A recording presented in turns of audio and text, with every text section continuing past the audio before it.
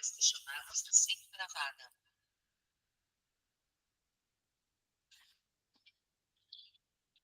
Olá, amigos da leitura. Hoje o Clube de Leitura se reúne para conversarmos sobre a leitura da obra A Insustentável Leveza do Ser, de Milan Kundera.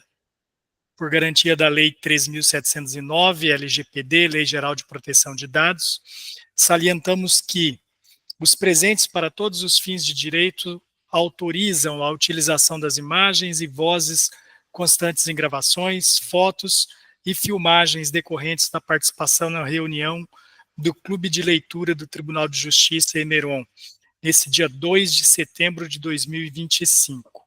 As imagens, vozes e apresentações poderão ser exibidas em meios audiovisuais, publicações, divulgações nos portais midiáticos, redes sociais, repositório institucional da Emeron e outros meios de disseminação da informação e do conhecimento. A autorização nesse termo é gratuita e por prazo indeterminado. Eu vou colocar, depois eu repito, o link para presença, tá? Coloquei ali, depois eu volto a colocar novamente, porque os que entrarem a partir de agora não vai ter esse link disponibilizado.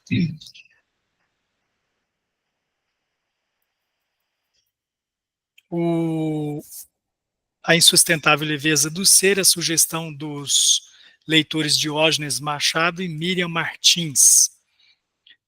Antes, vamos visitar um texto chamado Pequenas Epifanias, de Caio Fernando Abreu, que é bastante pertinente com a história que estaremos inseridos hoje, contada por Milan Kundera. Pequenas Epifanias, Caio Fernando Abreu. 2 ou 3 almoços, uns silêncios. Fragmentos disso que chamamos de minha vida. Há alguns dias, Deus, ou isso que chamamos assim tão descuidadamente de Deus, enviou-me certo presente ambíguo, uma possibilidade de amor. Ou disso que chamamos também, com descuido e alguma pressa, de amor. E você sabe a que me refiro. Antes que pudesse me assustar e, depois do susto, hesitar entre ir ou não ir, querer ou não querer, eu já estava lá dentro. E estar dentro daquilo era bom. Não me entenda mal, não aconteceu qualquer intimidade dessas que vocês certamente imaginam. Na verdade, não aconteceu quase nada. 2 ou 3 almoços, uns silêncios, fragmentos disso que chamamos, com aquele mesmo descuido, de minha vida. Outros fragmentos daquela outra vida, de repente cruzadas ali, por puro mistério, sobre as toalhas brancas e os copos de vinho ou água, entre casquinhas de pão e cinzeiros cheios, que os garçons rapidamente esvaziavam para que sentíssemos limpos. E nos sentíamos. Por trás do que acontecia, eu redescobria magias sem susto algum. E de repente me sentia protegido. Você sabe como? A vida toda, esses pedacinhos desconexos se armavam de um jeito fazendo sentido. Nada de mal me acontecia, tinha certeza, enquanto estivesse dentro do campo magnético daquela outra pessoa. Os olhos da outra pessoa me olhavam e me reconheciam como outra pessoa. E suavemente fazia perguntas, investigava terrenos. Ah, você não come açúcar? Ah, você não bebe uísque? Ah, você é de signo de Libras? Traçando esboços, os dois, tateando traços difusos, vagas promessas. Nunca mais saí do centro daquele espaço para as duras ruas anônimas. Nunca mais sair daquele colo quente que é ter uma face para a outra pessoa que também tem uma face para você. E no meio da tralha desimportante e sem rosto de cada dia, atravancando o coração. Mas no quarto, quinto dia, um trecho obsessivo do conto de Clarice Lispector, Tentação, na cabeça estonteada do encanto, mas ambos estavam comprometidos. Ele com a natureza aprisionada, ela com a sua infância impossível. Cito de memória, não sei se correto. Fala no encontro de uma menina ruiva, sentada no degrau às 3 da tarde, com um cão Basset, também ruivo, que passa acorrentado. Ele para, os dois se olham, cintilam, prometidos. A dona puxa, ele vai e nada acontece. De mais a mais, eu não queria. Seria preciso forjar climas, insinuar convites, servir vinhos, acender velas, fazer caras, para talvez ouvir não. A não ser que soprasse tanto vento que velejasse por si. Não velejou. Além disso, sem perceber, eu estava dentro da aprendizagem solitária do não pedir. Só compreendi depois, dias depois, quando um amigo me falou, descuidado, também em pequenas epifanias, miudinhas, quase pífias revelações de Deus, feitos joias encravadas no dia a dia. Era isso. Aquela outra vida, inesperadamente misturada à minha, olhava a minha opaca vida com os mesmos olhos atentos com que eu a olhava. Uma pequena epifania. Em seguida, vieram o tempo, a distância, a poeira soprando. Mas eu trouxe de lá a memória de qualquer coisa macia que tem me alimentado nesses dias seguintes de ausência e fome. Sobretudo à noite, aos domingos, recuperei um jeito de fumar, olhando atrás da janela, vendo que ninguém veria. Atrás das janelas, retomo esse momento de mel e sangue que Deus colocou tão rápido e com tanta delicadeza frente aos meus olhos há tanto tempo incapaz de ver. Uma possibilidade de amor. Curvo a cabeça agradecido. E se estendo a mão no meio da poeira para dentro de mim, posso tocar também esta coisa, essa pequena epifania, com corpo e face, que repolho devagar, traço a traço, quando estou só e tenho medo. Sorrio então e quase paro para sentir fome. Caio Fernando Abreu, em o estado de São Paulo, no dia 22 de abril de 1986. Por que esse pequeno conto é pertinente com a história do Milan Kundera? Tem muitos elementos da história do Milan Kundera nesse pequeno conto. Tem essas pequenas epifanias que lá no Milan Kundera ele chama de coincidências, eu acho que é coincidências que ele fala, que 6 coincidências colocaram Teresa no seu caminho. E daí ele começa a descrever as coincidências, né? Tem esta coisa da memória que vai ficar para sempre, né? Dessa joia encravada que Deus coloca no caminho, que é encravada no dia a dia e que às vezes a gente não percebe. E no conto aqui do Caio Fernando, isso fica bem, essa mágica, essa magia do encontro e dele nascer um comprometimento de uma vida, fica evidenciado aqui no conto, como também é evidenciado no livro do Milan Kundera. Eu acho lindíssimo esse conto e acho que ele traz muita pertinência com a história do A Insustentável Leveza do Ser. Eu destaco um trecho da apresentação feita na Amazon sobre A Insustentável Leveza do Ser, que diz assim: sobre este romance, Ítalo Calvino escreveu: peso da vida de Kundera está em toda forma de opressão. O romance nos mostra como, na vida, tudo aquilo que escolhemos e apreciamos pela leveza acaba bem cedo se revelando um peso insustentável. Apenas talvez a vivacidade e a mobilidade da inteligência escapam à condenação. As qualidades de que se compõe o romance e que pertence a um universo que não é mais aquele do viver. Eu destaco apenas esse trecho, lá tem mais coisas sobre a obra, eu destaco apenas esse trecho e volto para a apresentação que é feita pela Companhia das Letras na contracapa do livro, que diz: lançado em 1982, este romance foi logo traduzido para mais de 30 línguas e editado em inúmeros países. Hoje, tantos anos depois de sua publicação, ele ocupa um lugar próprio na história das literaturas universais. É um livro em que o desenvolvimento dos enredos erótico-amoroso conjuga-se com extrema felicidade a descrição de um tempo histórico-politicamente opressivo e a reflexão sobre a existência humana como um enigma que resiste à decifração, o que lhe dá um interesse sempre renovado. 4 personagens protagonizam essa história, que é Teresa e Tomás, Sabina e Franz. Por força de suas escolhas e por interferência do acaso, cada um deles experimenta à sua maneira o peso insustentável que banaliza a vida.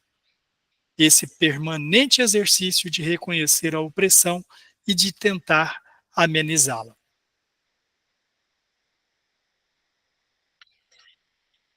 Milan Kundera nasceu em Berna, na República Tcheca, em 1929. Emigrou para a França em 1975, onde vive como cidadão francês. Ele já faleceu, né? Romancista e pensador de romance internacional. É autor, entre outras obras, de A Identidade, A Brincadeira, Risíveis Amores, A Ignorância, A Cortina, O Livro do Riso e do Esquecimento, A Arte do Romance, A Valsa dos Adeuses, A Lentidão, A Vida Está em Outro Lugar, A Festa da Insignificância e A Imortalidade. Todos publicados no Brasil pela Companhia das Letras. Bom, esse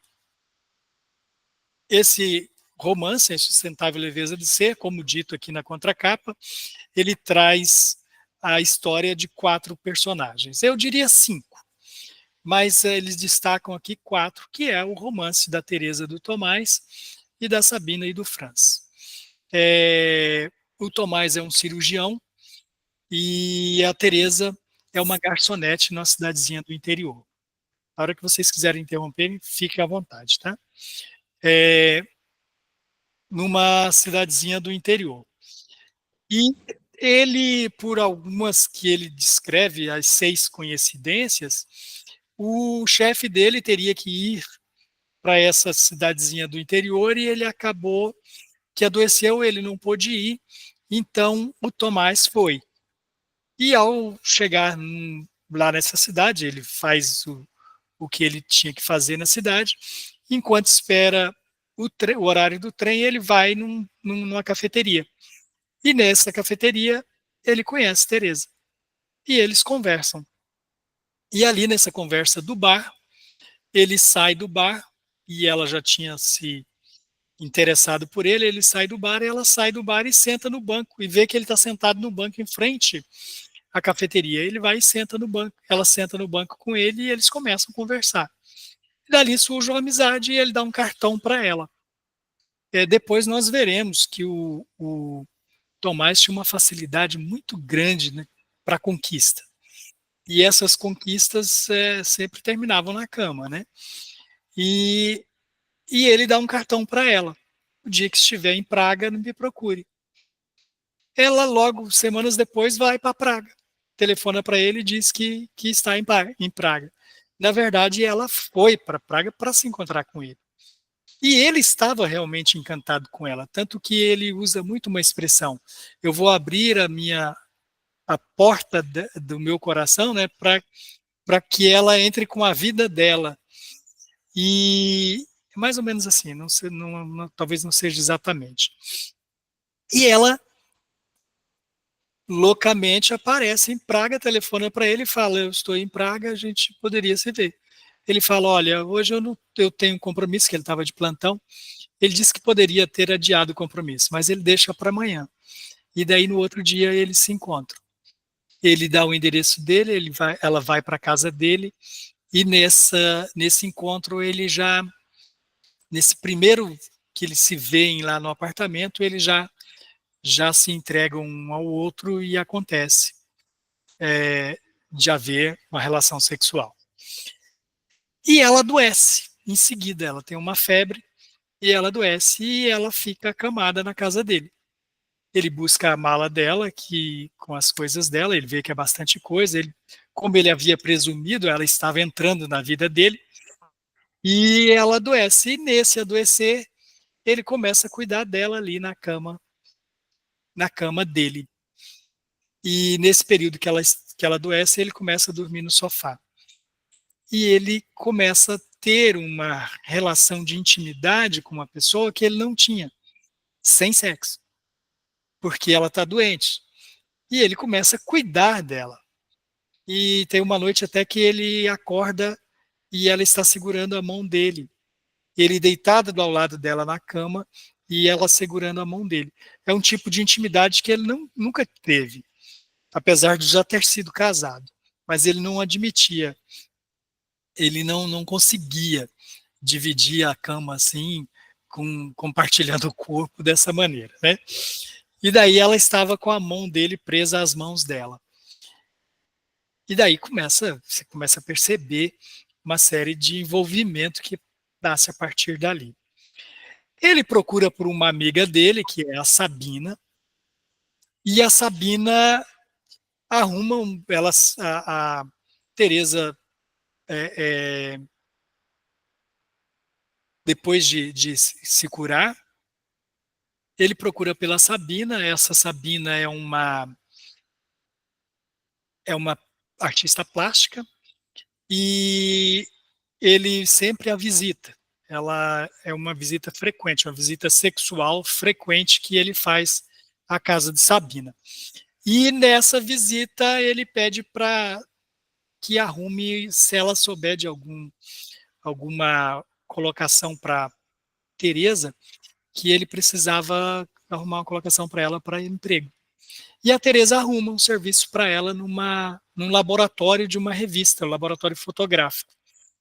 E a Teresa descobre uma paixão pela fotografia e acaba se tornando uma fotógrafa. Logo em seguida, ela deixa o laboratório e passa a fotografar. E passa a fotografar comercialmente, profissionalmente. Então, essa relação Teresa e Tomás já tem uma terceira pessoa, que é a Sabina, porque o Tomás se relacionava periodicamente com a Sabina. Só compromissos sexuais, não sem nenhum compromisso afetivo.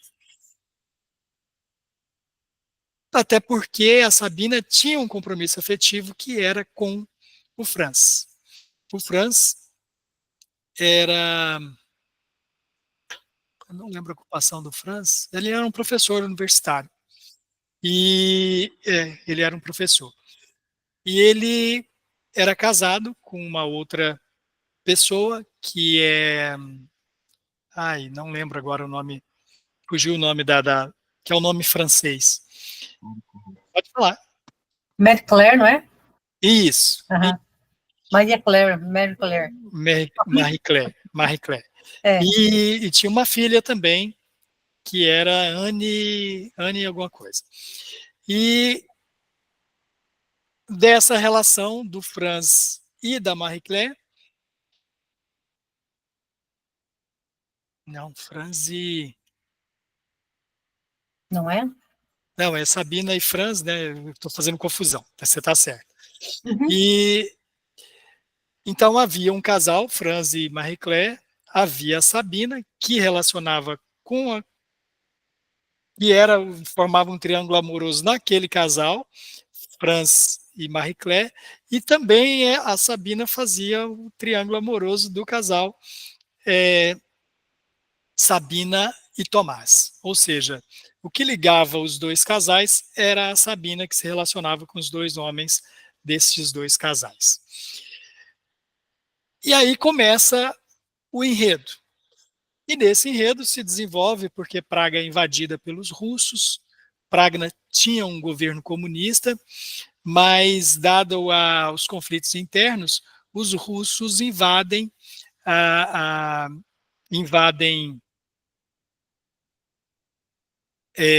a Tchecoslováquia, né? Estava tentando lembrar o nome do país. Invade até a Tchecoslováquia e toma a Tchecoslováquia.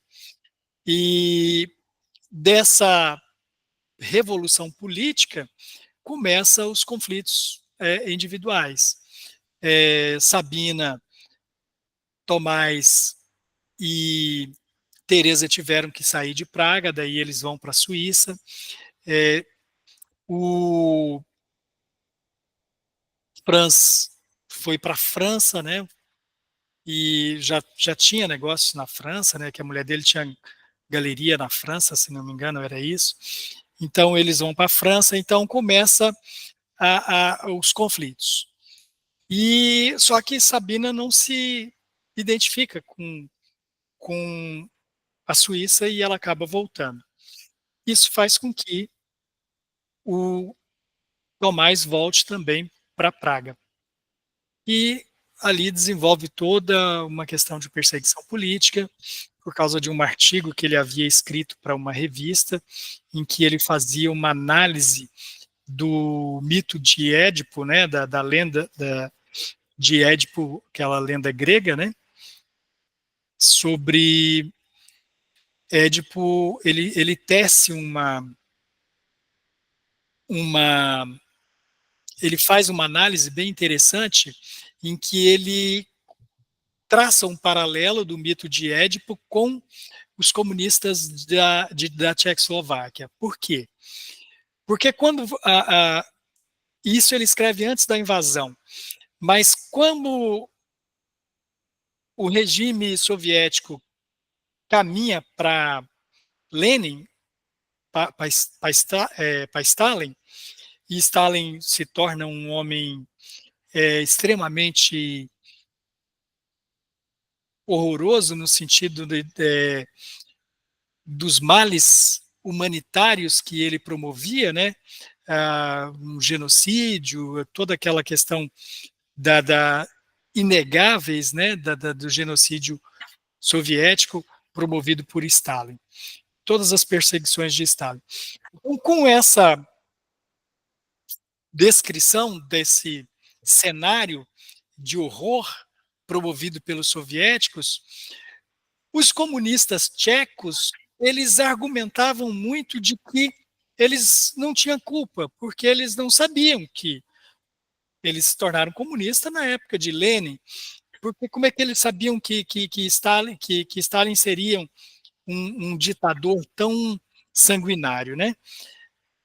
E eles traça esse perfil e ele paralelamente coloca a história de Édipo e diz assim: Édipo, quando ele descobre ter matado o pai e descobre ter desposado a mãe, ele era também inocente. Mas nem por isso ele deixou de ser culpado. Tanto que ele vai lá e fura os olhos, porque ele não queria mais ver Tebas, né, que era o local, se não me engano. E daí ele fura os olhos e deixa Tebas. E daí ele traça nesse artigo esse paralelo em que estabelece que quem fizer a leitura do artigo, que a gente não tem conhecimento, ele só é nos apresentado, né, resumidamente. Então, os comunistas da Tchecoslováquia era tão culpado quanto Édipo, e que deveria ter o mesmo fim, que os comunistas da Tchecoslováquia furassem os seus olhos. Era a máxima do artigo. E por esse artigo ele foi perseguido quando os soviéticos chegaram. E daí ele perdeu a posição dele, perdeu tudo. Perdeu, deixou de ser médico, foi ser limpador de vidraças, começou a haver uma invasão da polícia secreta na sua vida e na vida da sua esposa. Ele acaba indo para uma cidadezinha do interior e virando um fazendeiro que cuida de vacas e que dirige um caminhãozinho muito escangalhado que os leva à morte em um acidente automobilístico por falta de freio nesse caminhão. Essa é o enredo. Mas, para descrever esse enredo, tem todos os fatos, todas as questões que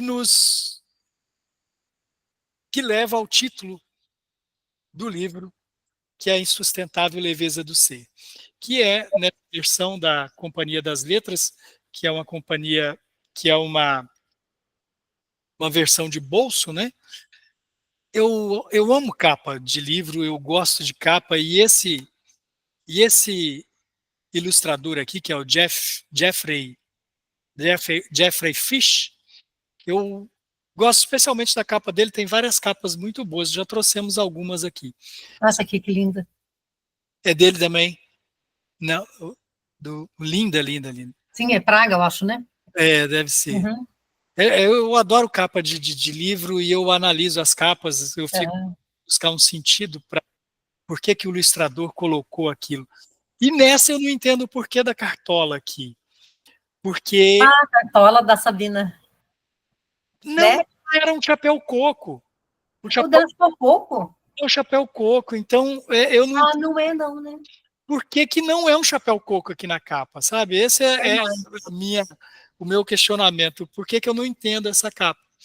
Porque gosto demais desse azul e tudo, mas por que é uma cartola e não um chapéu coco? Como está lá na porta da casa da Sabina, né? E que ela que faz suas fantasias eróticas lá com aquele chapéu e descreve cenas lindíssimas ali dela com esse chapéu, né? E esse chapéu é herdado, esse chapéu foi do avô dela, que foi prefeito de uma cidade do interior da Tchecoslováquia, e passou para o pai dela, e daí ela pega como herança, ela num deboche, que é a primeira grande traição dela, que ela trai o pai, não lutando pela herança do pai. Ela pega e diz, num claro deboche com o irmão dela, que o irmão dela é muito ambicioso, querendo toda a fortuna que ele deixou, não sei se chega a ser uma fortuna, né, mas a herança, né, que ele deixou, e ela pega e fala, não, eu só quero o chapéu. Pode falar, Diógenes. O Hernandes, eu sei que você foi ler esse livro agora, né? Eu não sei a Terminei Thelma. hoje. Eu li esse livro agora pela segunda vez, né? E eu li esse livro há 40 anos atrás. O mundo era outro e a minha visão, claro, era outra, né? E eu estava brincando com o Hernandes o quanto que esse livro ele foi impactante, que daí eu fui ler agora e tem tantas coisas que eu carreguei comigo, pro bem e pro mal, né? E aí eu ia perguntar para a Thelma se ela leu agora ou se ela tinha lido antes, porque uma leitura primeira agora, cara, é muito diferente do que eu li há tempos atrás, né? Não, Muito. liga agora, Diógenes. Nossa, podemos E falta fazer 9 páginas ainda para terminar. Fazer essa reunião dessa maneira, conversando entre nós, eu acho gostoso assim. Uhum. Então, tipo, o Diógenes pegou a palavra, já pediu, provocou a Thelma. Se a gente puder fazer dessa maneira, eu acho bacana. Quer ver um exemplo? Pode né? continuar. Eu vou adiantar só um negócio, por exemplo.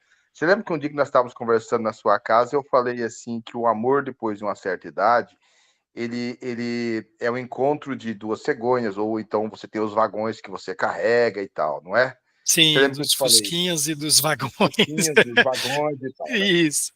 E essa ideia eu sempre carreguei comigo há um tempo, né? E no livro, depois eu descobri que ela está no livro. quando Ela ele está no fala livro. que ela fala que, mas só que ele é mais poético, né? Ele fala que são partituras já escritas de Que duas ela, pessoas, não é? Então você vê é, o quanto que ele foi me carregando com esses negócios, cara, e de outras coisas também, né? tem muita coisa, né? O Thelma, interfira e coloque sua opinião que nós vamos conversar hoje, porque eu e Diógenes já viemos de uma conversação. E Uhum. já partindo para essa provocação dessas coisas que nos traz, o Diógenes havia comentado também sobre o medo da chuva, que ele falou assim, bicho, que eu comecei a ler o livro, liguei para ele e falei, bicho, você escreveu esse negócio aqui, porque tem muita coisa, e ele não tinha começado a reler. Daí ele falou, não, eu vou ter que ler o livro, porque daí muita coisa ele já tinha perdido, com 40 anos da leitura, ele já tinha perdido. Ele falou, vou começar a ler. Eu falei, não, tá aqui, ó. Tem coisas que nós conversamos, que você colocou, algumas brincadeiras, algumas provocações que é feita assim quando estamos tomando uma cerveja e, e conversando, né? E algumas coisas estão muito parecidas aqui no livro, né? E uma das coisas que você falou também foi que você viu o medo da chuva aqui, né, Diógenes? Sim, eu vi Medo da Chuva quando ele fala que, acho que na página 35, né? Medo da Chuva é a canção do Raul Seixas, tá? Do Raul Seixas, quando ele fala que quando você vive um amor, você abdica de outros, né? E ele também coloca isso, que o fato dele viver aquele amor ali, ele vai estar abdicando das outras coisas que ele vai ver na vida, né? E uma outra provocação que eu E tinha é feito, logo daí, nessa 35 ali, ele fala disso, e na 37 ele já está falando da música, né? Está falando do Esmosine, lá, Esmosine, que eu não sei pronunciar isso aqui. e é uma coisa que eu também tinha dito que, para todos nós, por exemplo, o Hernandes é mais cultural que eu e tal, mas da todas as culturas, que, por exemplo, música, da todas as representações culturais, teatro, acho que a que mais marca a gente, pelo menos para mim, é a música. A música, ela Sim. acaba te levando a alguns outros. E ele fala exatamente isso também no livro. A música, ela te marca. Né? E tem mais coisas, e principalmente tem mais uma que você falou do medo da chuva, daí você falou assim, não vou tecer comentários, senão vou te influenciar.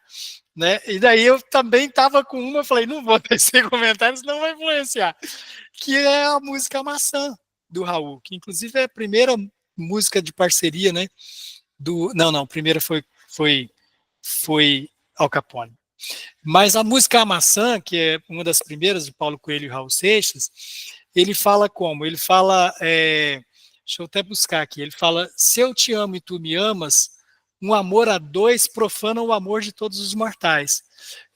O que eu quero se eu te privo do que eu mais venero, que é a beleza de deitar? Ele começa a conversar, o Tomás começa a conversar com a Teresa e começa a convencer ela dessa como se tivesse ouvido essa canção, dizendo para ela sobre ele não ter que ser só dela, que o amor, como é que ele fala? Só uma relação que nenhum dos parceiros se arrogue sobre a vida e a liberdade do outro, isenta de sentimentalismo, pode trazer felicidade ao outro. Então, é exatamente no caminho da maçã. Oi? É a maçã bem poética, né? E isso, exatamente no caminho da maçã, que na maçã o Raul chega a falar assim, eu não te quero como santa no altar, eu te quero vivendo a beleza de deitar. Mas ali ele defende para ele, porque na hora que ele vê ela dançando com o rapaz lá no baile, ele fica com ciúmes dela, né? Uhum. Então ele defende isso para ela ele já ficou enciumado. Mas tem um momento que é bem perturbador, que é quando ele manda ela subir no monte lá no centro de Praga. E então ele tinha realmente essa natureza de deixar ela livre. mas ela não sabia viver dessa maneira, ela não conseguiu. Tanto que quando ela se entrega para o engenheiro, que ela tenta essa experiência, ela foi extremamente sofrido para ela e aquilo a perseguiu, porque ela ficou obcecada de que aquilo era uma trama, né, de que ela foi envolvida numa trama da polícia secreta e ela caiu nessa, né? Então ela acabou fragilizando ainda mais ela. Mas não ficaria, Diógenes, só nessa da maçã. Tem um outro exemplo que eu posso trazer aqui também, que é o Pink Floyd. Na página 59, ele diz assim: no universo de sua mãe, todos os corpos eram os mesmos. Andavam a passo um atrás do outro. Desde a infância, a nudez era para Teresa o sinal de uniformidade obrigatória do campo de concentração, um sinal de humilhação. Havia ainda um outro horror. Até aqui eu vou parar por aqui, mas só assim, essa questão do sinal de uniformização. O Pink Floyd, quando ele faz aquele videoclipe do The Wall, em que as crianças estão na escola, que elas quebram tudo, o que há ali? Há exatamente essa uniformização. Entra um desenho animado daqueles martelos, tudo uniformizado e fazendo aquele gestual, igualzinho aqui nos desfiles de 1º de maio, que é descrito aqui, ele vai descrevendo. E aqui, no videoclipe, toda essa uniformização e toda essa serviência também é reproduzida lá no videoclipe do Pink Floyd e é descrito aqui ao longo do livro dessa maneira. Então, especialmente nessa passagem da página 59, que todos os corpos eram os mesmos, eram uniformes, e a mãe dela queria incutir isso na cabeça de uma criança, né? De que ela exibia a nudez dela diante da janela, que era porque as pessoas não tinham que ficar horrorizadas, não tinham que ficar espantadas. Por quê? Porque todos tinham corpos, todos tinham nudez, então não tinha que se espantar com a nudez do outro.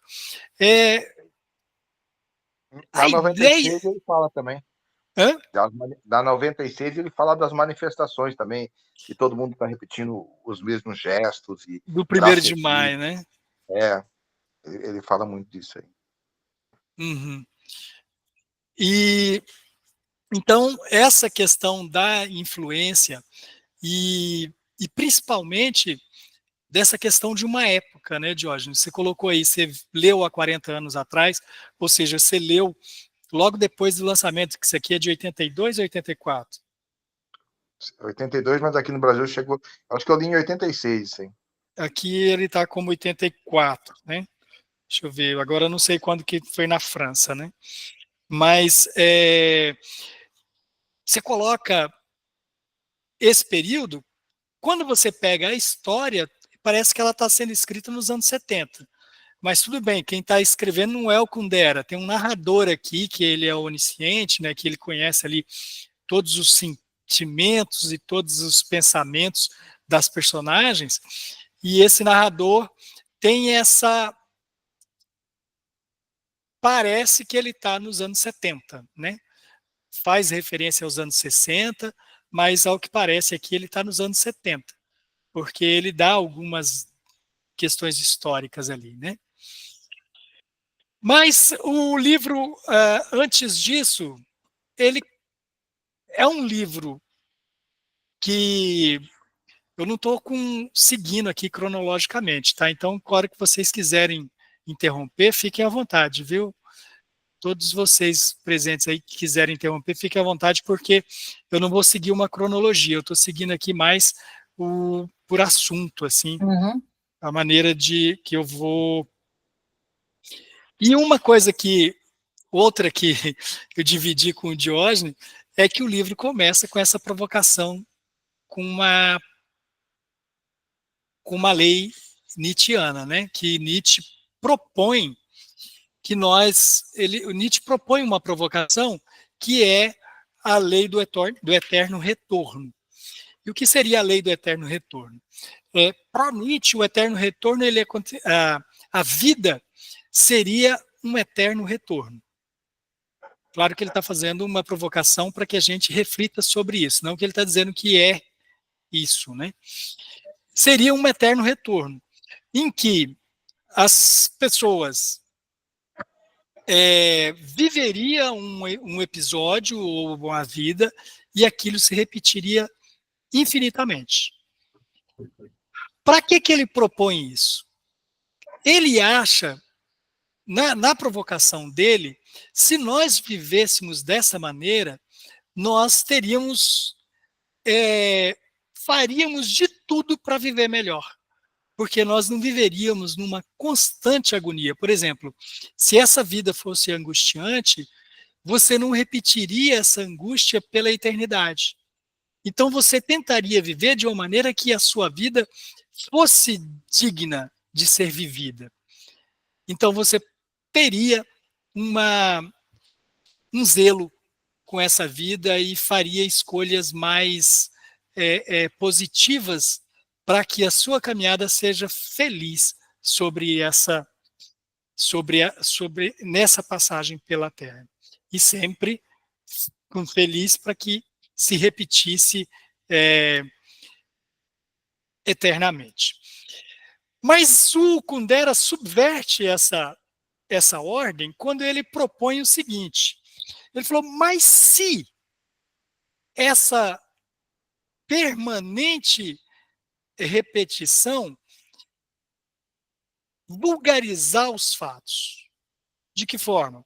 Ele pega e coloca uma guerra. Vamos colocar Hitler, por exemplo. Nós vivemos a Segunda Guerra Mundial, ele até busca uma guerra de 1600 que aconteceu na África e que dizimou 2/3 de uma população do país africano, não sei se foi no Congo, em que ele descreve lá, 2/3 da população foi dizimada numa guerra em 1600 e pouco, e a história nem fala dessa guerra. Ele fala, se essa guerra se repetir eternamente, essas pessoas estão morrendo em vão, porque não tem ninguém falando dessa guerra.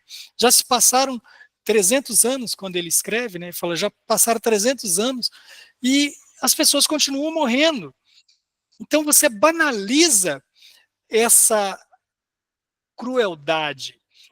E ao banalizar, ela passa a se tornar uma coisa vulgar, uma coisa a não ser levada em conta, a não ser considerada. Ele falou, daí a gente pode banalizar aquilo que é ruim, aquilo que não é para se repetir. E essa guerra lá do Congo de 1600, a Segunda Guerra Mundial, a existência do Hitler, não é para se repetir. Não é para que nós achemos que essas coisas são tão vulgares que é só mais um Hitler, é só mais uma guerra no Congo. Não, não é só mais uma. Ela mata 2/3 de uma população, 8 milhões, né, de judeus assassinados, então não é para ser mais uma, não é para ser algo a ser tomado como banal. E a repetição, essa provocação do eterno retorno, pode nos levar para esse caminho. E é curioso que ele fale desse e isso está proposto logo de cara, nas primeiras páginas. E é curioso que ele fale disso, e em um dado momento, não muito longe, ali no primeiro capítulo mesmo, na parte 3, ele entra numa contradição. Ele vai e diz assim, uma vida só seria não viver. Só que, ou seja, ele acha que deve viver repetidas vezes, ele valoriza a repetição para poder reescrever, e daí, o que ele propõe ali nessa parte? Ele propõe o seguinte, que se ele, quando ele vacila, quando ele encontra com ela na porta do apartamento dele, o Tomás encontra a Teresa e ele fica vacilante, será que isso que eu estou sentindo é amor? Eu estou abrindo a porta da minha vida para a vida dela, e E se isso não for amor? Eu já dei o passo. Eu abri a porta, eu busquei a mala dela. Nós já fizemos amor.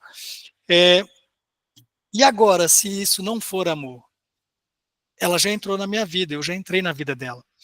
Ele fala, se as coisas se repetirem, ele tem como reescrever isso. Ele já sabe que aquilo não é amor. Então, ele não vai abrir a porta do coração dele, da vida dele, para a entrada dela. Só que ele pega e ele diz que uma vida só seria não viver. Eu entendi que viver uma vida só eternamente seria não viver, seria uma repetição. Essa repetição não seria uma vida. Só que daí ele vai lá na página 292 e ele diz assim: o tempo humano não gira em círculos, mas avança em linha reta. É por isso que o homem não pode ser feliz, pois a felicidade é um desejo de repetição. Isso ele já está chegando no final do livro. O livro termina na página 307. Ele está na 293 e ele fala que o amor, que a felicidade é o desejo de repetição e que o homem, de que a vida não é em círculo. Então ele acaba negando a lei do eterno retorno e desejando uma vida, apesar de ter dito que viver uma vida só era não viver. Mas ele quer a repetição do cotidiano. E é quando ele diz a felicidade é o desejo de repetição, que é aquela coisa de estar em casa todos os dias, de estar fazendo as mesmas coisas com ela. Ele acaba vivendo isso. Essa é a minha visão. Vocês podem ter um entendimento contrário a esse, de que não há uma contradição, de que ele justifica, né, a lei do eterno retorno ao dizer que a felicidade é um desejo de repetição. Eu acho que não, eu acho que aí ele nega isso ao dizer que uma vida só seria não viver, e no caso a proposta do eterno retorno seria uma vida só em ciclo, repetindo sempre. Nesse mesmo caminho da filosofia que ele propõe aqui, eu vou ter que voltar no assunto aqui por uma outra razão. Não vou voltar não, eu vou seguir aqui no mesmo caminho. Quando ele fala dessas questões das contradições e que ele chega lá no final, ele volta à primeira página, que é quando ele propõe a lei do eterno retorno, eu entendo bastante pertinente daí esclarecer, claro que vocês já conhecem isso, mas para quem não conhece o livro é estruturado em 7 partes. São 7 capítulos em que ele é estruturado. Essa estrutura, ele tem na primeira parte a leveza e o peso. Na leveza e o peso é um capítulo em que o protagonismo é do Tomás. É o Tomás que aparece, as reflexões do Tomás, do narrador, descreve o Tomás, descreve seu trabalho, descreve aquele encontro e descreve as reflexões do Tomás sobre a vida e sobre os seus encontros amorosos, sobre as coisas que ele vivencia. Então, é o protagonismo do Tomás. Na segunda parte, é a alma e o corpo. Nessa parte são as reflexões da Teresa. Pode ver que já passou para ser algo mais delicado, né? Já estamos falando da alma. Quando falava da leveza e do peso, agora está falando da alma e do corpo. Já estamos falando daquela mulher que coloca uma... Nessa época aqui usava o termo ainda camisola, né? Hoje vai usar outras indumentárias, né? Não seria uma camisola.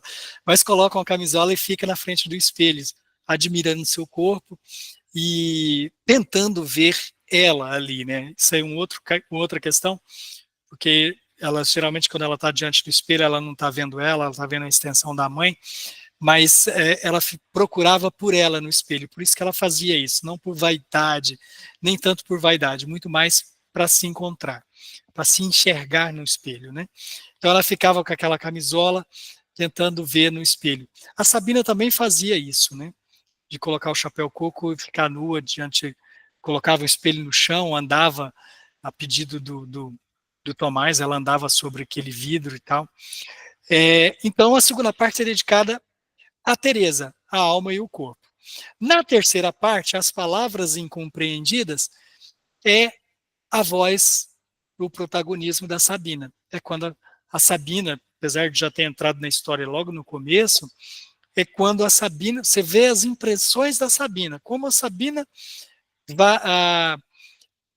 quais impressões ela tem sobre as relações que ela tem ali e sobre o mundo, né? E sobre si mesma também, sobre seu corpo, sobre sua arte. Então você vai ver a terceira parte é da Sabina. E essas três partes, elas são sempre convergentes, elas são, às vezes, até concatenadas. Elas têm vários pontos de conexão. Quando chega na quarta parte, observe que é a alma e o corpo novamente. Na primeira foi a alma e o corpo. Na quarta é a alma e o corpo novamente. Só que já é uma outra visão. O que acontece na terceira parte, as palavras incompreendidas? É quando se dá voz a Sabina, e isso nós estamos no terceiro capítulo, é que a gente descobre que a Teresa e o Tomás vão morrer no acidente do caminhão. Já no terceiro capítulo, a gente descobre que eles morrem, que é nas palavras incompreendidas. A Sabina recebe uma carta do Simão. Daí volta, a gente já sabe o final da história, e você fala, para que tem o resto da história agora, né? Daí volta o livro espelhando a primeira e a segunda parte de novo, que é a alma e o corpo, a leveza e o peso. Só que agora, a alma e o corpo, você vai conhecer a visão a alma e o corpo novamente. Então, de novo, o protagonismo é do Tomás. Só que se você vai conhecer as reflexões do Tomás, a partir do momento em que há o conflito, em que se estabeleceu o conflito. A Tchecoslováquia já está tomada pelos russos, ele e Sabina já retornaram para Praga, então já foram para a Suíça e já voltaram para Praga. Então, é toda essa visão de como as coisas se desenvolveram a partir do momento em que Sabina já não estava mais na vida dos dois, e porque ela ficou na Suíça, depois vai para a França, depois para Nova York.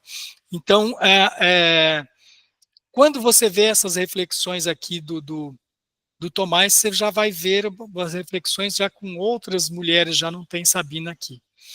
E depois, na quarta parte, as reflexões Perdão, eu fiz confusão aqui. A leveza e o peso, as reflexões... Não, tá certo, é do Tomás. E depois a leveza e o peso, que as reflexões é da Teresa novamente. Então, volta a ter reflexões, só que num momento posterior, que é após o estabelecimento dos conflitos, né? E vem uma sexta parte, que é a grande marcha. Nessa grande marcha, o protagonismo já não é nenhum dos três. Já não é a Teresa, já não é o Tomás, já não é a Sabina. Na quarta parte, que é a grande marcha, o protagonismo é do Simão. Esse nome Simão é dado a ele pelo narrador, não sem nenhuma convicção de que o nome dele é Simão. Ele dá esse nome a ele, Simon, por causa de ser bíblico e tal, ele dá esse nome. Mas o que é curioso nessa sexta parte é que a grande marcha não trata de indivíduo. A grande marcha, apesar de ter o protagonismo do Simão, ele trata de coletividade. É aqui que você vai ver muito mais da humanidade. E nessa grande marcha, o Simon vai ter toda essa reviravolta na vida do Simon. Porque o Simon vai vir de um garoto criado por uma militante comunista, que se torna um revolucionário liberal, que no final abandona a política e se agarra à fé. Que ele vai dizer no final que a fé é o grande, eu não lembro como é que ele fala, mas ele diz no final do livro que a fé, como é que é? Deixa eu ver se eu destaquei aqui. Eu creio que destaquei.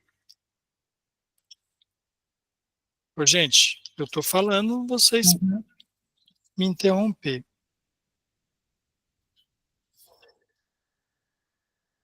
Ele é religioso e acha que essa é a chave de tudo. Segundo ele, cada um de nós deve levar a vida de cada dia seguindo as normas da religião, sem levar em conta o regime. Ou seja, parece uma coisa bem próxima da gente, né? Não interessa o que o regime faz, não interessa quais são as aberrações que o regime possa ter. O que interessa é a minha prática religiosa. Então, ele passa de um revolucionário para um religioso totalmente voltado para a fé e sem ligação com o mundo material, prático, que o envolve e que é tão nocivo à vida deles, né? Mas o que importa é a fé. Fernando, Sim. Nesse livro, o que é interessante é que ele traz um debate ideológico interessante para a nossa época agora. Ele traz um debate religioso também interessante, né?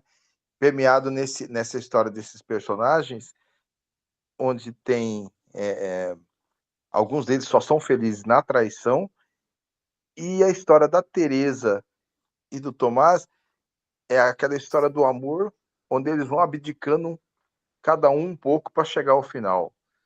Cara,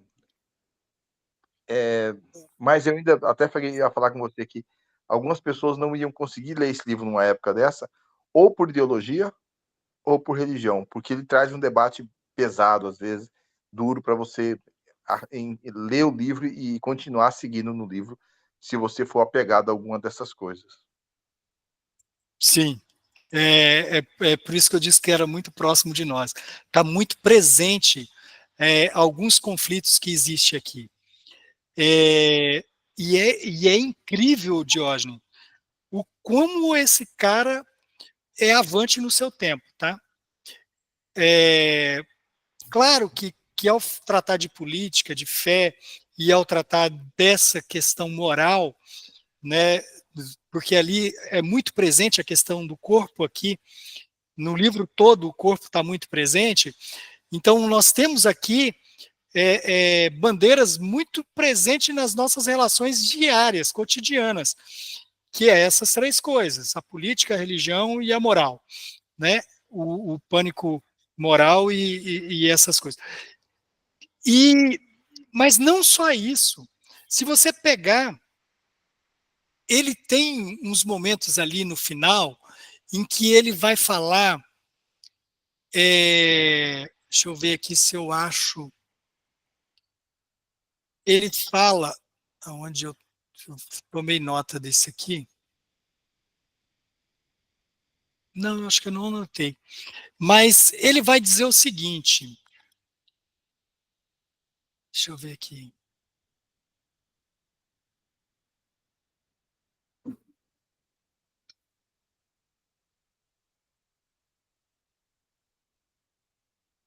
Ele diz assim, está na página 70, inicialmente. Na página 70. Observe se esse discurso parece algo escrito nos anos 70, em que nós éramos... não é nos anos 280.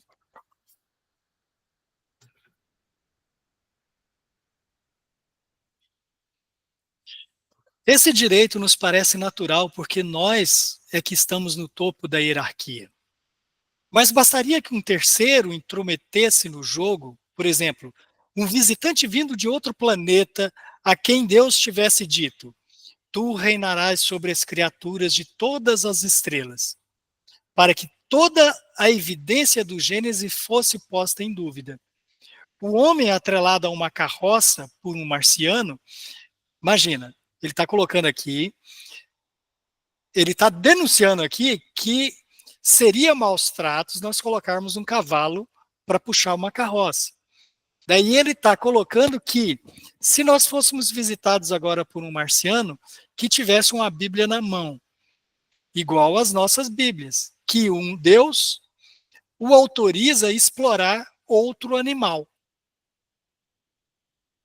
como nós fazemos com os cavalos, ou como nós fazemos com a vaca ao tirarmos o leite do bebê dela para nós. Daí ele diz: o homem atrelado a uma carroça por um marciano, eventualmente grelhado no espeto por um habitante da Via Láctea, talvez lembrasse da coletividade de vitela, das costelinhas de vitela, que tinha o hábito de cortar para o seu prato e pediria, tarde demais, desculpas às vacas. Ele está fazendo um discurso vegano lá nos anos... Isso aqui, naquela época. Ele está fazendo... ele vai dizer sobre... Isso aqui ele vai repetir esse discurso aqui mais algumas vezes, de outras maneiras, sobre essa questão dos animais. Porque ele vai dizer o seguinte, ele vai, para eu não interferir em outras notas, mas ele vai dizer o seguinte, que tem um momento que ele vai falar sobre o Éden, ele está falando de Adão, ele está falando de Eva, e a Teresa tinha muito nojo da menstruação. Só que ela tinha muito cuidado com a Carinim, porque a Carinim menstruava, e daí ela tinha cuidado para a Carinim não ficar... ela tinha um zelo com a Carinim que ela, enquanto que no corpo dela ela tinha nojo. E daí ele diz esse discurso aqui. A verdadeira... Deixa eu ver se é aqui.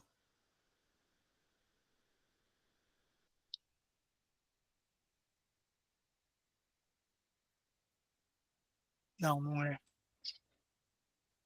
Eu não vou achar aqui agora, mas ela diz assim, que ela... está aqui. Por que motivo a menstruação de uma cadela despertava tanta ternura enquanto a sua própria lhe repugnava? A resposta me parece fácil. O cão jamais foi expulso do paraíso. Carinim ignora tudo sobre a dualidade entre o corpo e a alma e não sabe o que é o nojo. É por isso que Teresa se sente tão bem e tão tranquila a seu lado. E é por isso que é tão perigoso transformar o animal em máquina animada e fazer da vaca um autômato produtor de leite. Assim, o homem corta o fio que o ligava ao paraíso. E nada mais pode detê-lo nem reconfortá-lo em seu voo através do vazio do tempo.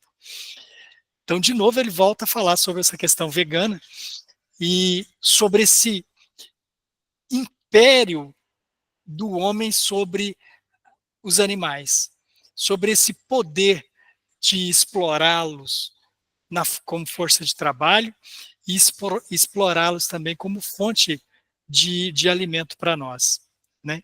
Então ele questiona isso. Voltando na questão, daí é pertinente em relação a essa questão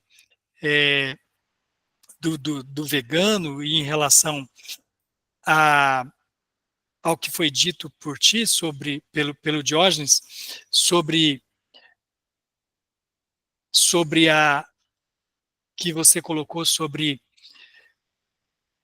como você enxerga a obra e os conflitos existentes aqui na obra, eu coloco continuando nessa distinção que eu faço por capítulos, quando no 6º capítulo a grande marcha, ele parte para o coletivo. E daí a gente vê no que resulta, né? E no 7º capítulo é o capítulo em que é o sorriso da Karinim. É quando a Karinim morre. E a forma como Karinim morre é muito emocionante, como é descrito a passagem da Karinim. Então, é doloroso, é triste, né, o cuidado que eles têm com ela. Mas é nesse capítulo que as coisas ganham humanidade. É nesse capítulo, que é o do cachorro, que é o capítulo do cão, é que o homem se mostra mais humano. É quando o Thomas passa a viver dedicado a Teresa e à comunidade. É quando Teresa reconhece o amor de Thomas, vê que Thomas, desde que ela entrou na vida dele, desde o primeiro momento que ela bate no apartamento dele, é que ela enxerga que ele renuncia a tudo o tempo todo por ela, e daí ela reconhece o amor dele. É quando os rótulos são perdidos, porque o doutor, o médico, a fotógrafa, todos esses se desfaz e ele volta para a Terra, né? Ele volta para aquela relação com a comunidade mesmo, que quando, ao que parece, né? Porque ele não mostra o final, não mostra como ele morre, mas quando ele morre, o que ele está fazendo? Ele está num baile. Ele está voltando do baile, ao que parece. Que ele vai com o presidente da comunidade, todos em cima do caminhão dele, e vão para a cidade para dançar. E chega lá num bar, todo mundo dança, na hora de ir embora, o presidente fala, não vamos, que ele fala bem assim, porque o Tomás não queria beber porque ele iria dirigir. Ele fala, não, você pode beber à vontade que nós vamos dormir aqui hoje. E eles dormem no hotel em cima do salão de baile, tem um hotel e eles ficam lá. Ao que parece, no outro dia que o caminhão perde o freio e eles morrem. Fica essa insinuação, não que esteja escrito isso lá, né? Principalmente para a Thelma, que ainda faltam 9 páginas, né, Thelma? Me desculpe, mas fica essa insinuação. E é a hora que há um vínculo dele com o filho dele, que ele não queria esse vínculo. E ele se descobre no filho dele, até no jeito como a boca do filho dele se move. Ele se descobre no filho e ele começa a receber essas cartas. A Teresa, que já tinha distanciado do ciúme, né, que ela já não falava mais no ciúme que ela sentia dele, daí ela começa a ver que ele está recebendo carta e está escondendo as cartas dela, e ela não confronta com ele sobre isso. Você começa a ver que o ciúme começa a voltar ali, mas ela resiste, ela resiste ao ciúme e vence o ciúme. E o que é mais legal, ele vai e fala das cartas para ela. Então, é quando as relações realmente ganham humanidade. É no capítulo do cachorro. É no capítulo em que o homem se aproxima mais da vida dos animais. É como ele abaixa. E ali tem várias cenas em que eles se curvam mesmo, que eles vão no piso para poder sentir a Karinim, e eles vão para sentir se ela está respirando, para confortar ela na agonia dela, que ela está gemendo, e eles vão e deitam ao lado dela. Ele mastiga o croissant para ela, e põe na boca dela. Então, é a hora que eles vão mais baixo, assim, mais próximos do animal, é que eles são mais humanos. E é o capítulo do bicho, não é o capítulo do homem. Então, eu acho relevante essa construção desses capítulos dessa maneira. Eu acho lindo que seja feito dessa maneira. Eu achei maravilhoso. E uma outra coisa sobre isso é o nome dos personagens. Nós já tivemos diversos livros aqui em que nós tratamos dos nomes dos personagens. Nós fizemos principalmente lá no Saramago, quando nós analisamos o Ensaio sobre a Cegueira, né? Que os personagens não têm nome. Aqui é uma forma híbrida. Existem personagens com os nomes, só os personagens centrais têm nome, que é Tomás, Teresa, Sabina,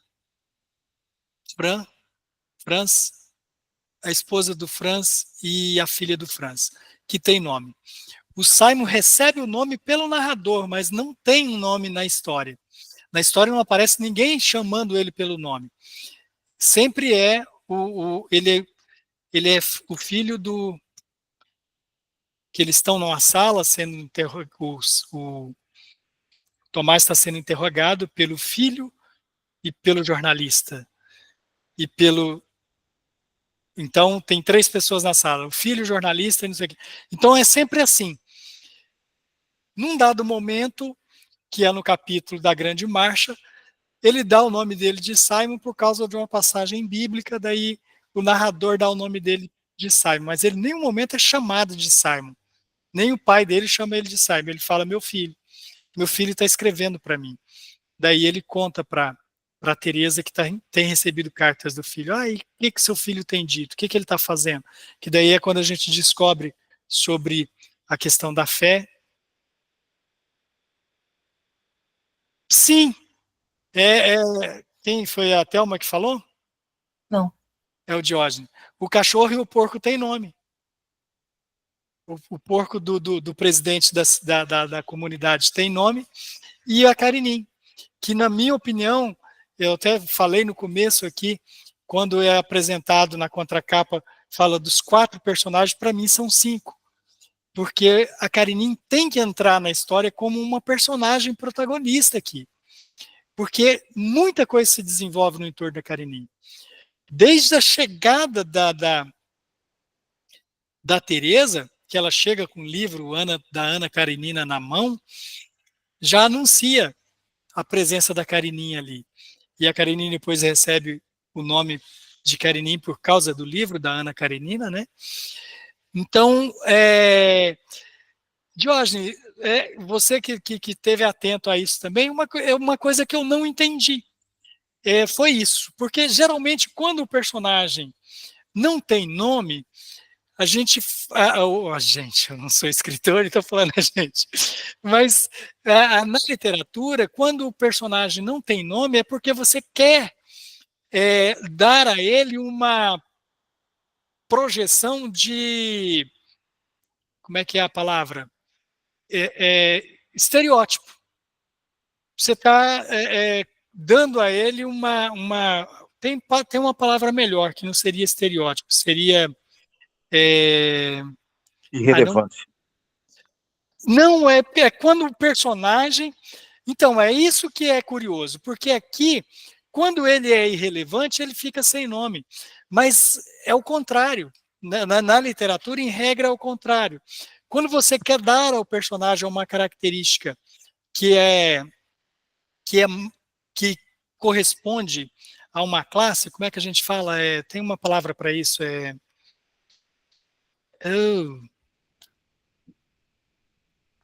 não é estereótipo. É quase igual a estereótipo, mas não é estereótipo. Não me ocorre a palavra agora. Mas quando você vai dar uma característica ao personagem que ele representa todo um conjunto de grupo e de ideias, você não dá nome, porque esse personagem daí vai carregar aquele arquétipo, essa é a palavra. Vai carregar aquele arquétipo. Nós já tivemos aqui 2 livros em que tinha esses arquétipos, os personagens eram arquétipos. Vidas Então- Secas tem isso, né? Hã? Vidas Secas tem isso, o menino mais novo, o filho mais velho, o filho mais novo, o soldado amarelo. Exatamente, Aí, a cadela, a baleia, tinha nome. tinha nome. Uhum. Então são arquétipos que se constrói, porque aquele sertanejo, ele traz o arquétipo do sertanejo. Tá entendendo? Pegando o gancho com o seu exemplo aí, que foi maravilhoso. Então, aqui acontece o contrário, porque são, como você colocou, Diógenes, os irrelevantes é que ficam sem nomes. As que se destacam, os que têm protagonismo, recebem um nome. Teve caso a universitária de óculos, né? O engenheiro que participaram da O história. engenheiro, a Teve um- universitária de Teve um óculos, cara que ele chamou só de S, né? só de S ponto. Não deu mais nome nenhum pro cara. Tá entendendo? Você vê que tem na história, tem até um embaixador que despachou com John Kennedy. Ele é o embaixador, ele não tem nome. Senador, depois... Exatamente. São os irrelevantes que estão sem nomes. É muito curioso. E eu não entendi.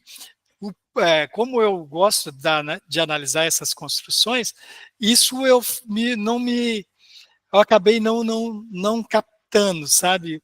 Quer ver? O porquê. Não tem aquela marcha para o Camboja lá? Tinha Sim. atriz, tinha o cantor.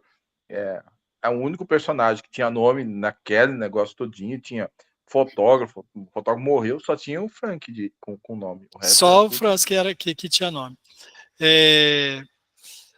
Exatamente. Então isso é uma coisa que não me ocorreu, não captei.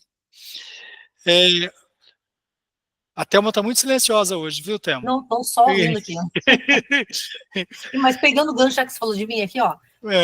O último capítulo que ele fala da Karenin, você fala Karenin, né? Eu falo Karenin, está escrito Karenin. O livro foi escrito há tanto tempo, né? E veja bem, hoje, nos últimos 10 anos, assim eu digo, há na moda, assim, muito cachorro, você faz fazer festinha para cachorro, e casal ter só um cachorro, não ter filhos, né? Sim. Entendeu? Daí, tipo, vou dar uma voltinha com o meu cachorro, né? Dar uma voltinha com o filho, casais que não têm filhos, vai ter cachorro. Então, esse livro, nessa época, está mostrando, assim, muito o dengo de cachorro dentro de casa, né? Eu gosto de cachorro, mas o cachorro, para mim, é um cachorro que fica lá fora de casa. Você vê que tem um momento em que ela até agradece a ele por ele não ter desejado filhos. Exatamente. Só a Karenin na vida dele. Tratam o cachorro ali como uma pessoa mesmo, né? Exato. Aquele lance dele gatinhar no chão. Membro da família. Aquele lance dele gatinhar, o Thomas gatinhar no chão com aquele biscoito na boca para tentar dar um pouco de alegria pro cachorro, né? Sim. Pra cadela, né? Acho que cadela, né? É uma cadela. Cadela. Eles queriam, assim, tipo, tá nas últimas, mas eu quero fazer ela feliz até o último momento, né? Ele queria fazer graça pro cachorro.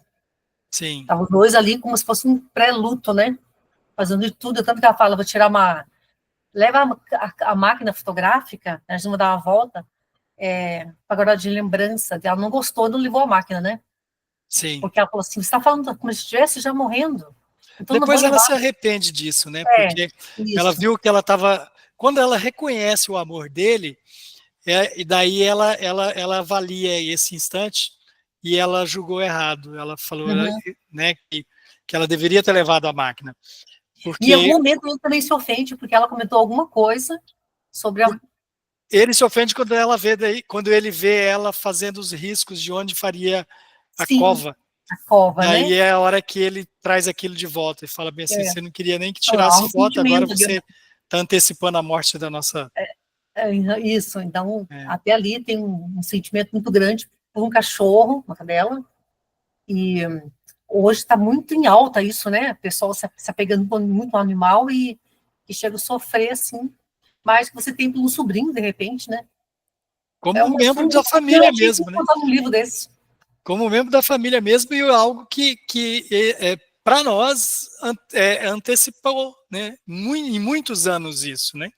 Como a questão do veganismo ali, que que ele defendeu tanto ali, sem usar essa expressão, não sei nem se ela existia, né? Então, e falando em Bíblia, ele cita várias vezes algum personagem, o início, lá, Gênesis, tudo. O Thomas também, quando ele fala sobre Teresa, ele comentou em algum momento lá, tipo assim, ela foi como se fosse um Moisés enviado uma cestinha, agora sou responsável por ela.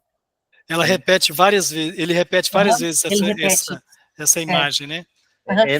Entra nos fatos que aquelas histórias que ele fala que são sincronicidade de fatos que vão criando uma história para eles, né? Essa é um exemplo claro que ele falou várias vezes isso aí. E o Hernandes tem razão, o cachorro é um personagem. E a parte mais emocional do livro, que é um livro muito cru às vezes, assim, sem muita emoção, a parte que é emocionante ou que leva a uma ideia de emoção é a parte do último capítulo que se refere ao cachorro. É o final do livro, né? É quando todo mundo é humanizado ali, né? Até o Franz, eu tenho falado Franz, vocês falaram Frank, e agora eu fiquei na dúvida. Que é Franz. É Franz, né? O Franz mesmo, né? Quando há a separação da Sabina, e daí a separação dele com a Marie Claire também,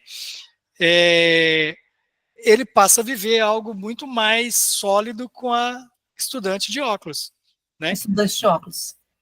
Estudante de óculos, olha a importância. Universitária de óculos grandes ainda, né? Isso. Que eram óculos grandes, não eram pequenos. E voltando, uma outra coisa que eu retomaria, tem outras... Só para dar um exemplo, quem também teve nome é a esposa e a filha do Frank. É a Sabina e a Anne, né? Não. A Mary Cry lá. Marie, eu não lembro o nome delas. O nome porque ela tem relevância porque ao final é ela que enterra o cara. Sim.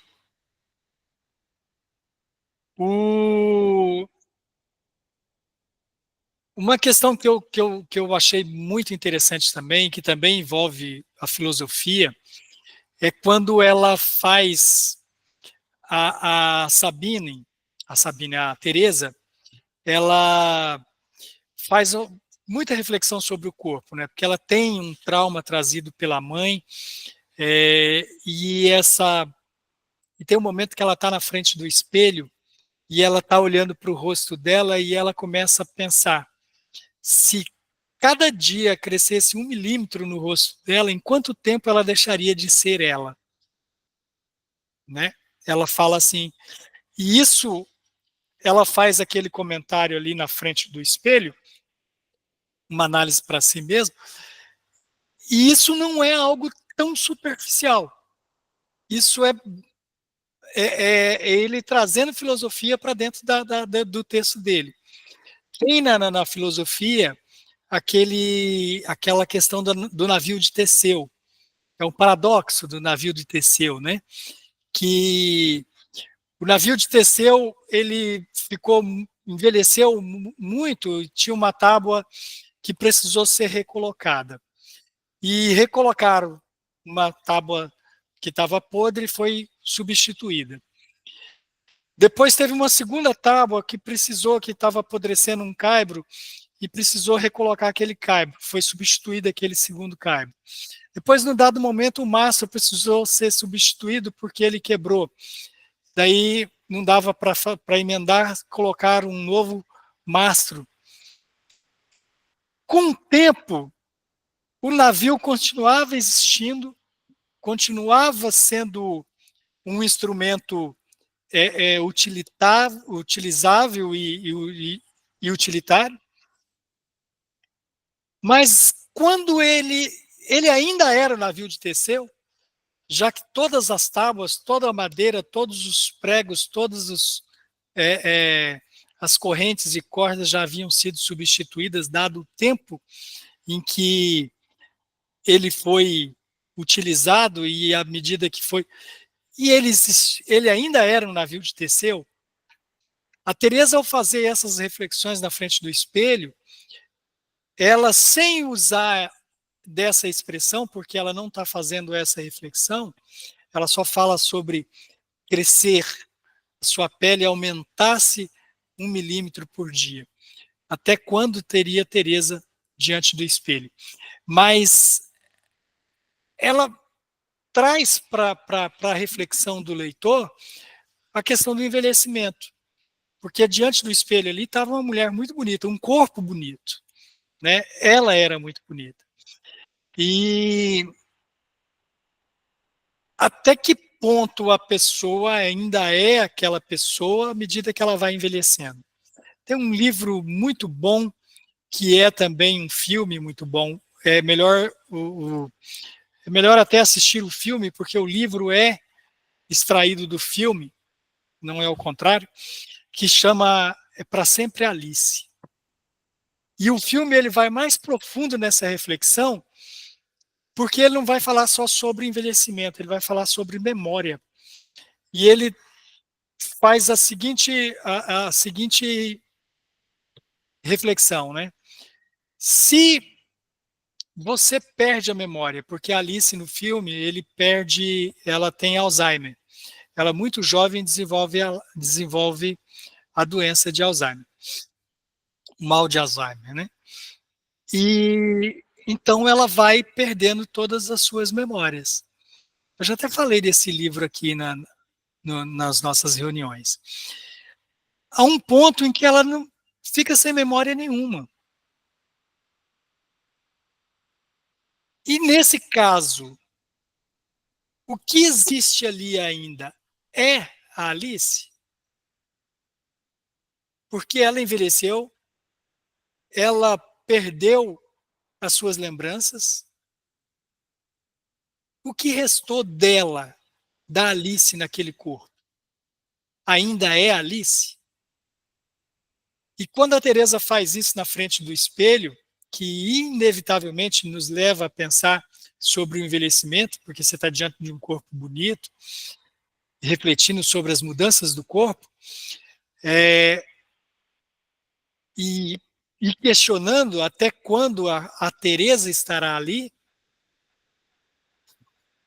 nós mudamos todos os dias, né? Não fisicamente mudamos, e o Diógenes, ao falar que leu esse livro há 40 anos, então foi uma outra pessoa que leu esse livro. Então, qual Diógenes tem daquele Diógenes hoje relendo esse livro, né? O que permaneceu daquele Diógenes, que no seu caso aqui, Diógenes, a gente viu que mantém, você afirmou aqui, manter muita coisa. Tem coisas que você não sabia que vinha dali, que a origem estava ali. Mas o que desse Diógenes ainda permanece daquele Diógenes? No caso, a Teresa fazendo essas reflexões sobre as mudanças no seu corpo. Deixa eu ver, tem mais coisas aqui, mas Deixa eu fazer dois comentários aqui só, que eu acho que eu já te falei para você. Tem alguns livros que marcam a gente. Esse, A Insustentável Leveza do Ser, eu carrego muita coisa, e Memórias Póstumas de Brás Cubas é outro que eu carrego muita coisa também. Agora, uma outra coisa do livro que é interessante, né? Ele tem tragédias no livro, assim, que você vai vendo, histórias tristes e tal. E ao final você falou 5 personagens, né? Dos 5, 4 morreram. Só a Sabina que a gente não tem o final dela, né?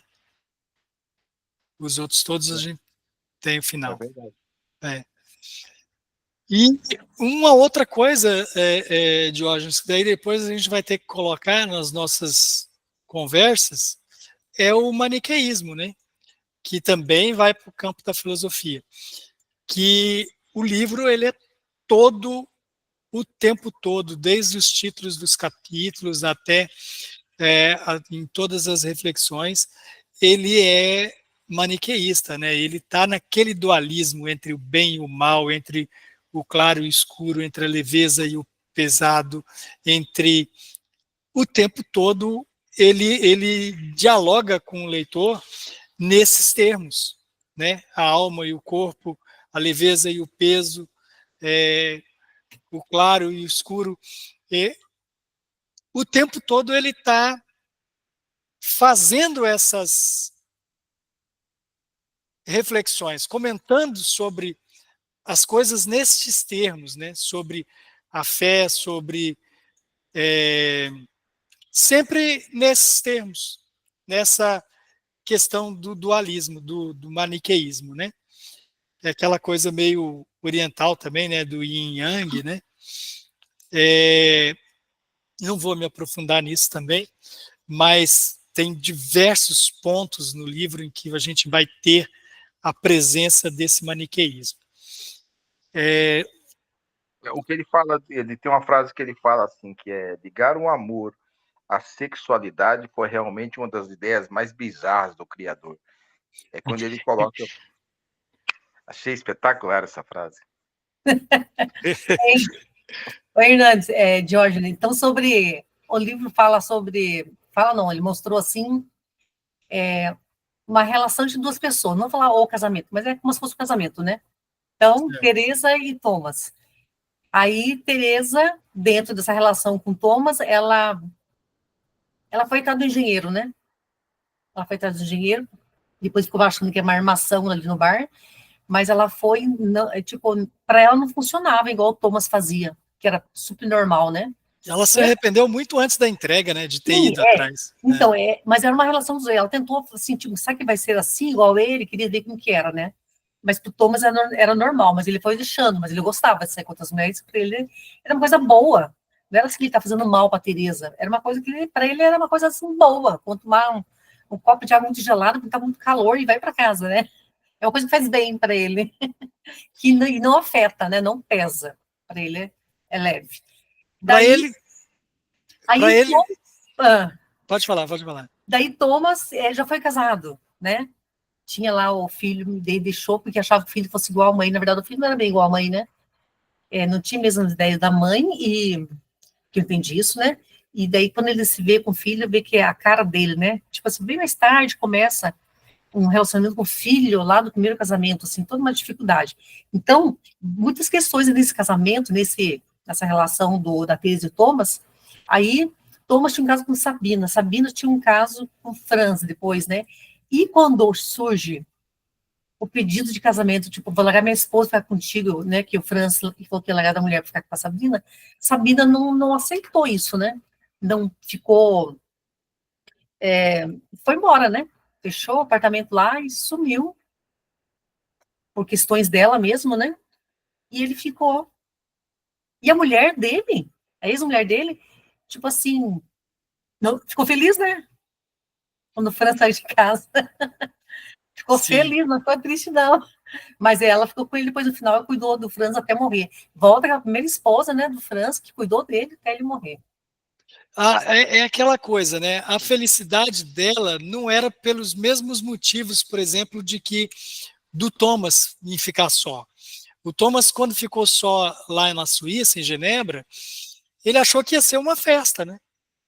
Ele achou que a vida dele ia voltar a ser vida de solteiro e vamos tocar o terror, né? E, no entanto, ele não durou 2 semanas. Ele precisou voltar.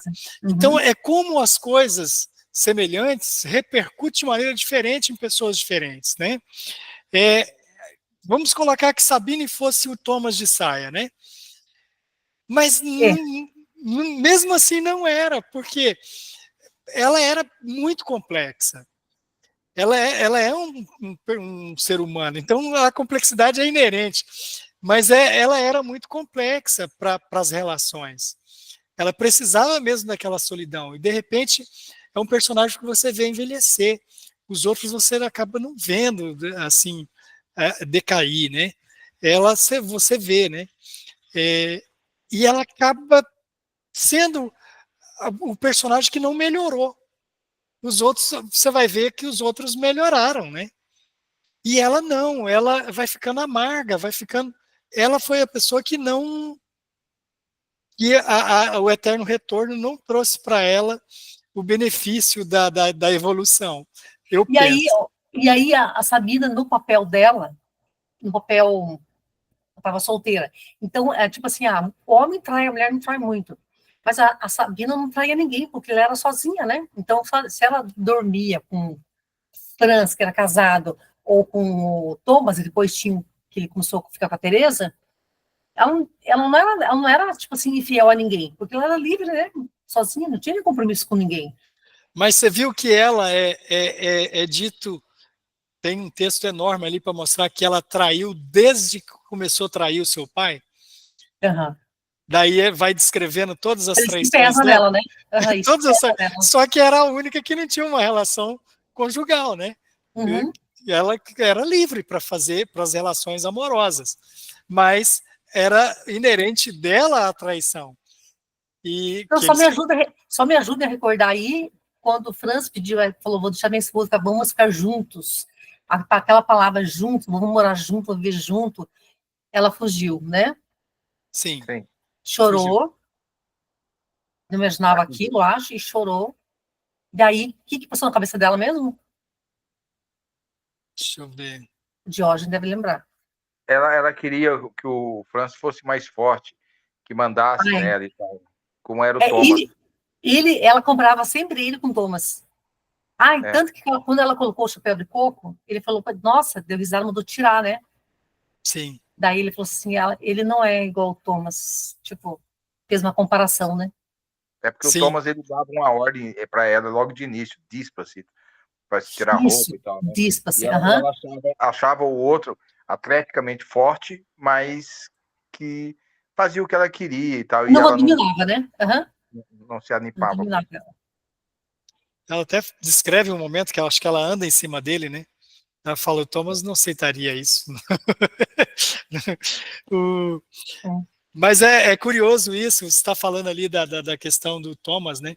Sobre essa questão da frequência, da dependência do Thomas pelo sexo. O Thomas, até quando era ruim, era bom para ele, né? Porque você vê que ele pega tem uma senhora lá que ele fica com ela, uma grandona, que ele descreve bem, aquela é bem grande e tal. Sim, E ele manda ela tira a roupa e ela não tira. Daí ele manda umas 3 vezes e ela não faz. Ou seja, para ele aquilo era fazia parte do sexo para ele, aquela imposição. Tira a roupa. E esperava para que a mulher tirasse. E ela não tirou. Ele acabou tendo que tirar para ela. E ele, ou seja, aquilo não foi bom para ele. Ele foi para casa pensando, ela não tirou a roupa, não obedeceu a ordem, mas ele precisou viver aquilo, ele tinha que ficar com aquela mulher. E Thomas, em um certo momento, ele encontra uma mulher e ela fala, oi, lembra de mim? E ele fala, nossa, eu não lembro. Sim. Nem da cara dela, nem do nome, né? Ela fala de tal lugar, tal. Que ele estava procurando o dia inteiro. Sim. Ele estava ligando para ela e tal, e aí encontrou ela na rua, não lembrava das feições. Assim, só do telefone. Gente, nós já passamos de 1 hora, quase 1h40 já que nós estamos proseando. Teria mais coisas para falar. É um livro, eu até destaquei aqui sobre ser um livro sobre o ser humano, né? Não ser um livro sobre indivíduos, que eu iria tratar disso. Eu iria falar sobre aquela questão do amor ser algo visceral, porque a Teresa fala sobre os ruídos no estômago dela, né? No intestino. Ela fala dos ruídos no intestino dela, quando ela vê Thomas. Então, então eu ia traçar um paralelo assim com a questão da gente precisar viver, né? E se não viver, você vai ter a questão, você vai ter que conviver com os ruídos no intestino, né? Iria falar de uma questão mais... Fazer uma pergunta aqui para a gente encerrar só. Desse já faz. Você acha que a história do Thomas com a Teresa é uma história de amor? Eu acho. Eu acho que é. Sim. Isso está falando. Tanto a dificuldade, tanta coisa que teve, ela larga dele, ele vai atrás. Né? Não, ele amou muito e ela o amou perdidamente. É uma história lindíssima. E ele comenta que ele não passa a noite com a mulher. Eles abdicaram de muita coisa. Muita coisa. Ele abdicou de muita coisa para ela. Aí é que entra aquela história que eu falo que o amor é quase sempre abdicar. Abdicar. A renúncia, né? Coisa, né? Muita renúncia, né? E começou quando ele já começou assim uma coisa diferente com a Teresa, porque ele falava que não dormia à noite com a pessoa. Gosta de ir no apartamento delas, porque ele vai embora daí. Aí alguém perguntou para ele, e quando ela está na sua casa? Ele fala, você vai ter que ir embora porque eu tenho que levantar cedo, né? Dá sim. uma desculpa lá. Então, daí eu iria falar ainda sobre a questão dos emigrados, que é bem interessante aquela relação da Sabina com os seus compatriotas exilados de sua terra natal, né? É muito bom a reflexão que ela faz sobre o que é cultura, né? E o que nos faz iguais culturalmente, mesmo quando você não participa daquilo que identifica a sua cultura. É muito boa essa reflexão dela, e ela faz aquilo num momento de muito nervosismo, que ela não foi compreendida pelos seus compatriotas, e o cara coloca na hora de atacar ela, coloca a arte dela em perspectiva para poder agredi-la. Então é muito interessante aquela reflexão. Mas já passamos de 1h40. Gente, obrigado pela presença, obrigado pela reflexão. Esse livro é maravilhoso, Maravilhoso. maravilhoso. Eu falei que eu já tenho que colocar no meu planejamento a releitura desse livro, porque ele é muito bom. E o narrador, ele faz uns comentáriozinhos tão gostosos, assim, quando ele Ah, fala com uma pessoa, descrevendo, e aquele gordo de óculos, tipo assim, né? Ele faz sempre uns comentários assim, tipo, rindo, né? Da sim. situação, alguma coisa. Aí você parece estar junto ali, né? Parece que você está do lado, olhando a Não, situação. ele fala diretamente com a gente, né? Tem hora que ele fala Sim, bem assim, ó, é eu já te, muito gostoso, né? tem hora que ele avisa para você assim, "Ô, Hernandes, eu já te falei que isso aqui é uma obra de ficção, né? Esses personagens aqui não existiam." Ou ele Ele fala assim, fala com bom, você. é isso, eu já falei isso no começo, vamos retornar a tal assunto agora. Aí você fica, Exato. Ele fala pode com falar, intimidade, com uma é intimidade com a gente. ótimo, é É ótimo muito mesmo. bom. Uhum, Gente, obrigado. Boas leituras para vocês. prazer. Olha, eu na hora teve um momento que eu estava escrevendo aqui alguns personagens na internet, daí veio algumas imagens do. Deixa eu ver se está aqui. Ó, deixa eu até projetar para vocês aqui. Do filme. Eu vou projetar porque a atriz é lindíssima. Eu não sei, não sabia do filme. Eu vou procurar saber. Deixa eu colocar maior aqui.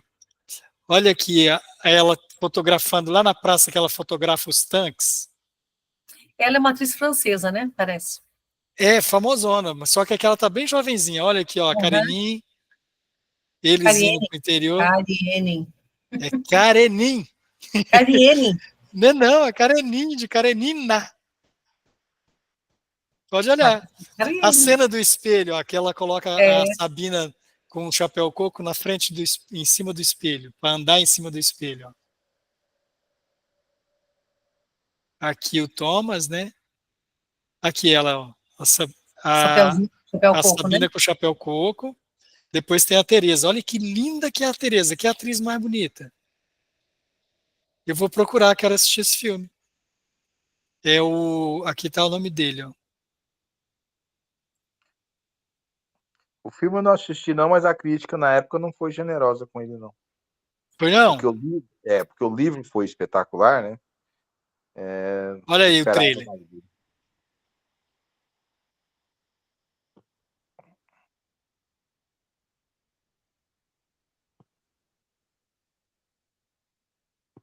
Olha que bonito.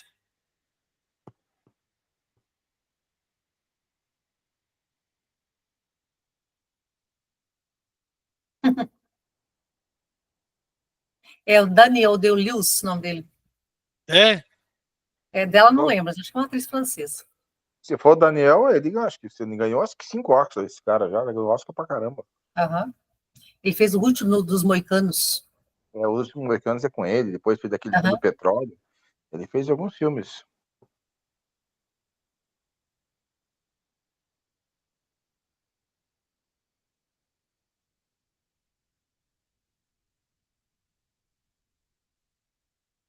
País dos Fracos. Nós estávamos falando assim, né, como é que é o negócio de um livro, né? Quando esse livro foi lançado, a União Soviética era inteira, o Muro de Berlim existia uma Guerra Fria ainda, era tanta coisa diferente do que a gente está vivendo agora, só na política que eu estou falando, como o mundo era, né? E para a gente olhar o mundo hoje. A perspectiva de quando eu li esse livro, igual eu falei, eu tinha uns 17, 18 anos, para agora, só que o que ficou desse livro em mim é muita coisa. O livro é lindo. Quero assistir o filme agora. Gente, boa noite. Boa noite. Obrigado pela companhia, obrigado pela participação. Foi muito bom. Até a próxima. Obrigado. Na próxima tem isso, né? A próxima, dia 16, a gente vai apresentar as regras para a seleção do ano que vem.